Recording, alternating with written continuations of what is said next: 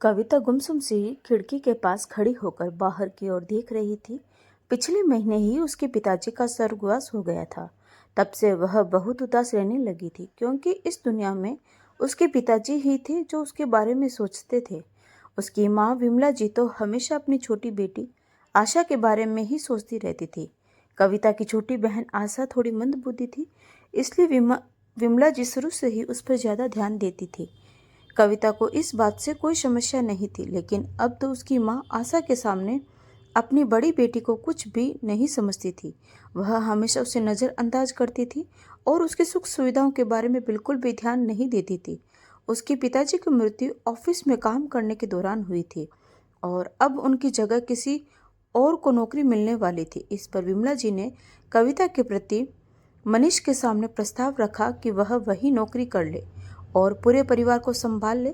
कविता और मनीष अभी तक किसी फैसले पर नहीं पहुंचे थे। कविता अपने मायके से 5 घंटे की दूरी पर रहती थी। उसके ससुर एक एक्सीडेंट में गुजर गए थे, इसलिए दोनों पति पत्नी अकेले ही रहते थे। कविता की शादी को 10 साल हो चुके थे, लेकिन वह अभी तक मां नहीं बन पाई थी। जांच करवाने पर पता चला कि कविता मां बनने में समर्थ नहीं है। दोनों पति पत्नी कुछ दिनों के बाद अनाथ आश्रम से एक बच्चा गोद लेने वाले थे। इसी बीच कविता के पिता का स्वर्गवास हो गया। अब कविता की मां विमला जी का सोचना था कि उनके पति की नौकरी मनीष कर ले, ताकि बेटी और दामाद आकर घर पर ही रहे। वैसे तो कविता और मनीष अपनी जिम्मेदारियों के प्रति सजग थे, लेकिन अपनी गृहस्थी छोड़कर माँ के घर पर रहने का निर्णय लेना भी इतना आसान नहीं था। इसलिए वे लोग सोच विचार करने के लिए कुछ समय ले रहे थे। एक दिन कविता अपनी माँ को बिना बताए ही घर पहुंच गई। कविता अचानक से पहुंची थी। उसने देखा कि विमला जी आंगन में बैठकर फोन पर किसी से बातें कर रही थी और हंसते हुए कहने लगी, अरे मेरा दामाद मनीष तो बहुत लालची है, देखना नौकरी के लालच में जरूर यहाँ पर आ जाएगा। कविता को भी तो मेरी धन संपत्ति का लालच होगा ही, ऐसा सुनहरा अवसर छोड़ने वाले तो नहीं हैं, है ही नहीं। अगर मेरे पति जीवित रहते तो इन लोगों को सर पर चढ़ाना ही नहीं पड़ता, लेकिन अब तो मेरी मजबूरी है। वैसे हमारा खर्चा चल ही जाएगा, लेकिन घर में एक मर्द भी तो होना चाहिए ना, सारी भारी काम करने के लिए। और कविता यहाँ पर रहेगी तो वह भी घर का सारा काम संभाल लेगी। फिर मैं आराम से रहूंगी और मेरी बेटी भी आराम से रहेगी। आगे मेरी बेटी के भविष्य की चिंता मुझे नहीं रहेगी। दौलत के लालच में ये लोग आशा की देखभाल भी अच्छे से कर लेंगे। मैं तो अपनी वसीयत में लिखकर जाऊंगी कि सारी संपत्ति मेरी बेटी आशा के नाम पर ही रहेगी और दामाद जो कमाएगा वह यहीं पर तो खर्च करेगा, क्योंकि यह नौकरी उसकी खुद की तो नहीं होगी। अब मेरे पति की नौकरी वो करेगा तो सारी तनख्वाह मेरे ही हाथ में तो लाकर रखनी पड़ेगी ना। यह सब सुनकर कविता हैरान रह गई। क्या यहाँ आने के बाद उसका खुद का कोई भविष्य नहीं रहेगा? अगर सारी सैलरी माँ खुद ले लेगी तो हम दोनों अपने भविष्य के लिए क्या बचा पाएंगे? साथ ही वह माँ की यह सोच सुनकर भी हैरान थी कि माँ उसे दौलत की लालची समझती है। वह उल्टे पैर वापस लौट गई। उसने माँ से मिलना भी जरूरी नहीं समझा, क्योंकि उसने देख लिया था कि उसकी माँ को उसके प्यार की जरूरत नहीं है, बल्कि अपने धन दौलत के दम पर वह अपनी बेटी और दामाद को केवल इस्तेमाल करना चाहती है। उसने घर आकर सारी बातें मनीष को बताई तो मनीष भी हैरान हो गया और कहने लगा, मैं तो सिर्फ तुम्हारी माँ की मदद करना चाहता था। मुझे न ससुर जी की नौकरी का लालच है और ना ही तुम्हारी माँ की धन संपत्ति का। अगर उन्हें ऐसा ही लगता कि हम धन संपत्ति के लालच में उनकी परवाह कर रहे हैं तो उन्हें अपनी धन दौलत जिसे देनी है दे दे और आशा की जिम्मेदारी भी जिसे उठानी है उठा ले, क्योंकि मुझे धन दौलत का कोई लालच नहीं है और अब मुझे कोई जिम्मेदारी भी नहीं चाहिए। इस तरह बदनाम होकर मैं कोई काम नहीं करने वाला हूँ। मैं हमारे लिए पर्याप्त कमाई कर लेता हूँ और अपने भविष्य के लिए भी थोड़ी बहुत बचत कर ही लेता हूँ।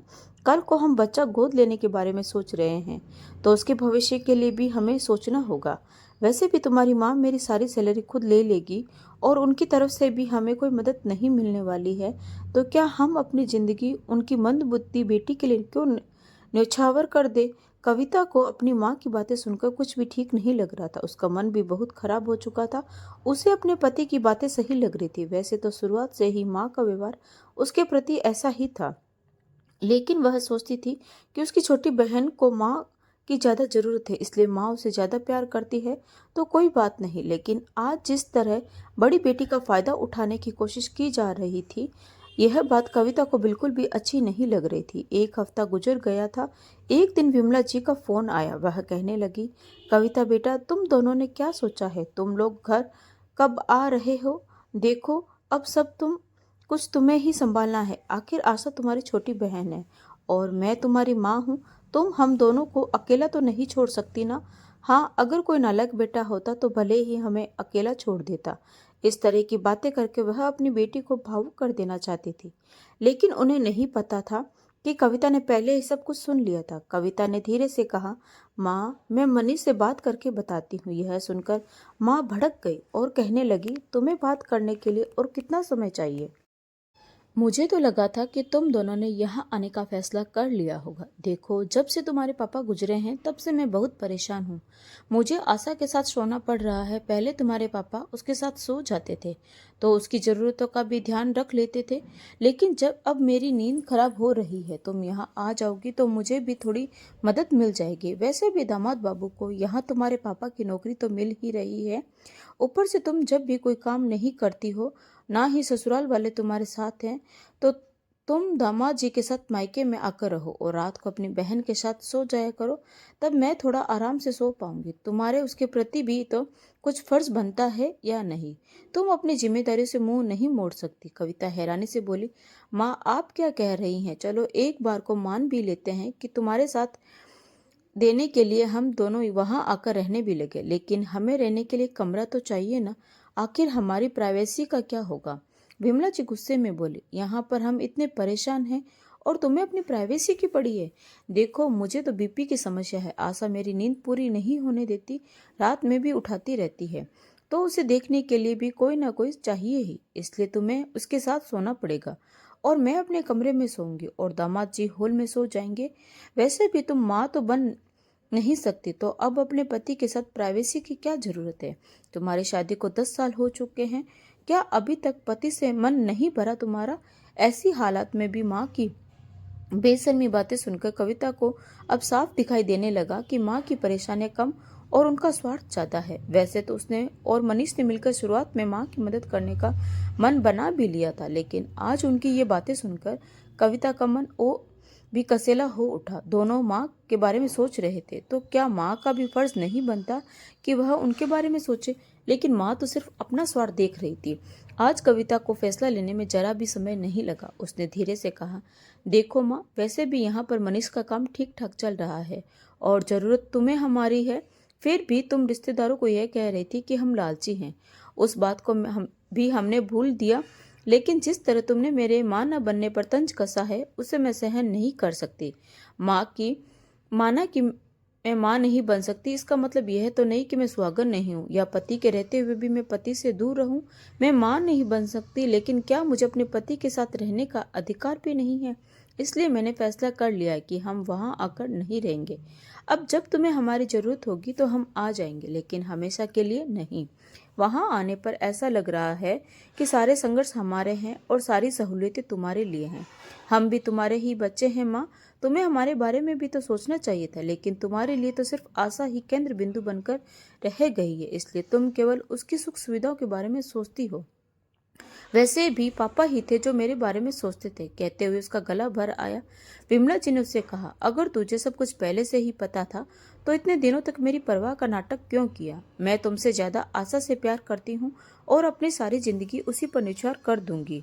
मुझे तुम्हारी सुख सुविधाओं से कोई लेना देना नहीं है। अगर तुम यहाँ पर नहीं आई तो मैं तुझे पूरे समाज में बदनाम करूंगी, तुम्हें स्वार्थी बेटी का दर्जा दूंगी और लालची भी कहूंगी। देखते हैं मुझे कौन रोकता है। कविता दर्द भरे स्वर में बोली, अच्छा हुआ तुमने अपने ही मुंह से सब कुछ स्वीकार कर लिया। तुम्हें जिसे जो कहना है कह दो। जब दिल में प्यार ही नहीं है तो रिश्ते एक न एक दिन टूटने ही हैं। मैंने अपने बारे में थोड़ा सा क्या सोच लिया? तुमने तो अपने मन की सारी कड़वाहट मेरे सामने रख दी। तुम्हारे झूठे आरोपों से बचने के लिए मैं अपनी जिंदगी का सुकून नहीं गंवाने वाली। इतना कहकर कविता ने फोन रख दिया और विमला जी स्तब्ध रह गई। गुस्से में आकर उन्होंने अपनी सारी असलियत बेटी के सामने जाहिर कर दी थी। अब वह जिंदगी में दोबारा बेटी से मदद मांगने लायक नहीं रह गई थी। गुस्से में आकर उन्होंने अपना ही नुकसान कर लिया था। तो दोस्तों, आपको यह कहानी कैसी लगी कमेंट करके जरूर बताएं और अगर कहानी अच्छी लगी हो तो प्लीज़ लाइक, शेयर और सब्सक्राइब करें। तो मिलते हैं एक नई कहानी के साथ। धन्यवाद।